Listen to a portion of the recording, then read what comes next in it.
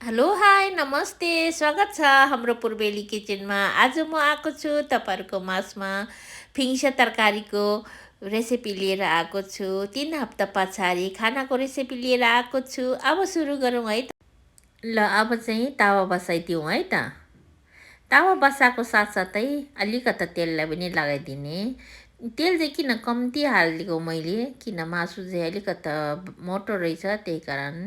अनि तेल चाहिँ कम्ती हाल्दैछु र तेल हालेर तातेको बित्तिकै प्याजलाई हालिदिने। हेर्नुहोस् त फर्र पारेर प्याजलाई भुटिदिने। त्यो सँगसँगै अदुवा लसुनलाई पनि हालिदिने। मैले फर्स्टमा लसुनलाई हालिदिएँ, त्यसपछि चाहिँ अदुवालाई हालिदिने।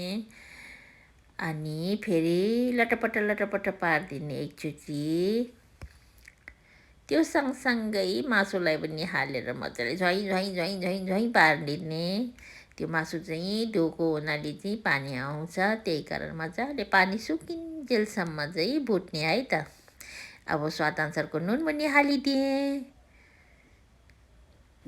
मजाले मैले चलाइसकेँ। अब चाहिँ छोपेर पकाउने है त एकछिन। अब चाहिँ 2 मिनटपछि चाहिँ फेरि छोपेकोलाई उठाएर हेर्ने, एकचोटि चेक गर्ने र एकचोटि मजाले चलाएर पानी कतिको छ हेर्ने। अनि यो चाहिँ मैले चाहिँ पिरो खोर्सानीको धुलो हालेको छु, डल्ले खोर्सानीको धुलो। तपाईँहरूलाई चाहिँ पिरो मन पर्दैन भने नहाले पनि हुन्छ। र मलाई चाहिँ पिरो मनपर्ने भएकोले चाहिँ मैले पिरो हालेको छु। अनि मजाले चलाउने एकचोटि यसरी। एकचोटि मजाले चलाइसकेपछि फेरि छोपेर पकाउने। जति छोप्यो पकायो त्यति नै राम्रो हो। पानी जति सबै सुकिन्जेलसम्म छोप्दै पकाउँदै हेर्नुहोस् त मैले कतिचोटि छोप्दै पकाउँदै गऱ्यो। अब चाहिँ लगभग हाम्रो तेलहरू छुटिसकेको छ। हेर्नुहोस् त मासुबाट तेल छुट्यो। अब चाहिँ टमाटर एड गरेँ मैले।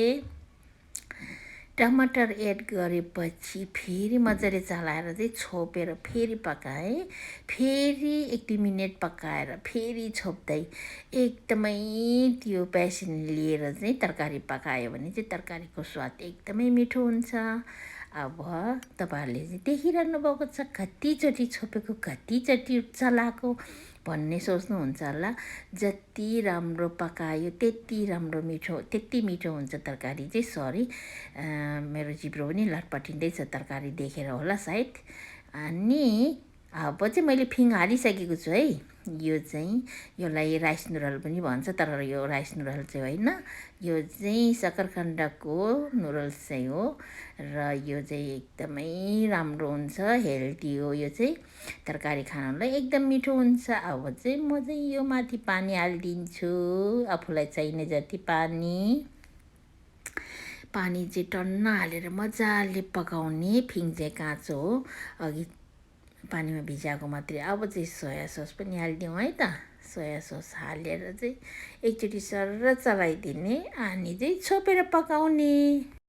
अब यो तरकारी पाक्नलाई धेरै बेर लाग्दैन। अब चाहिँ म टिमुर अलिकति क्रास गरेर हालिदिन्छु। यदि तपाईँहरूलाई चाहिँ टिमुर मन पर्दैन भने टिमुर नहाल्नु भयो भने हुन्छ। म चाहिँ टिमुर लभर भएको हुनाले चाहिँ टिमुर र खोर्सानी चाहिँ अनिवार्य हाल्ने गरेको छु। र अब चाहिँ मेरो चुलो पनि पुसपास गरेर चाहिँ सक्नु आँटिसक्यो। तरकारी पनि पाकिसकेको छ भन्दा पनि भइसक्यो। मलाई चाहिँ आज यतिको झोल भयो भने चाहिँ पछि राख्दाखेरि चाहिँ अलिकति ठिक हुन्छ, किन यो फिङ चाहिँ पाक्दै ठिक हुन्छ। र माथिबाट मैले अलिकता हरियो प्याजलाई पनि छर्किराखेको छु। र तपाईँहरूलाई हरियो प्याज मन पर्दैन भने नहाले पनि हुन्छ। अब चाहिँ म एउटा बोलमा सर्भ गर्छु। यो तरकारी चाहिँ टिमोमो र रोटीसँग चाहिँ बेस्ट हो है। तपाईँहरूले भन्नुहुन्छ नि शेर्पाको खानाहरू बनाएर देखाउनु भनेर भन्नुहुन्छ। आज मैले फेरि एउटा शेर्पा टिबेटनको खाना बनाएर देखाएको छु।